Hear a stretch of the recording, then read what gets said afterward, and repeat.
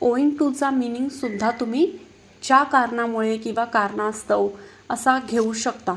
तर जेव्हा तुम्हाला रिझन पर्पज विषयी जर बोलायचं असेल तेव्हा तुम्ही owing to, because of, due to असे प्रिपोजिशन्स यूज करू शकता.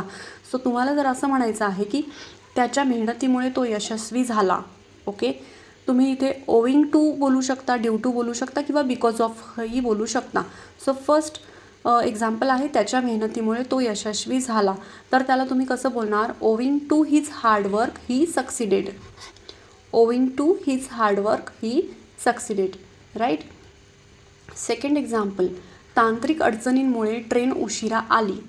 तर इंग्लिशमध्ये कसं बोलणार? ओविंग टूचा यूज करून the train was late owing to technical problems.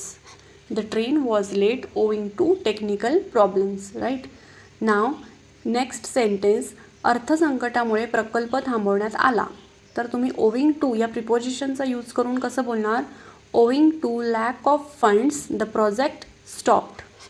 Owing to lack of funds the project stop, right.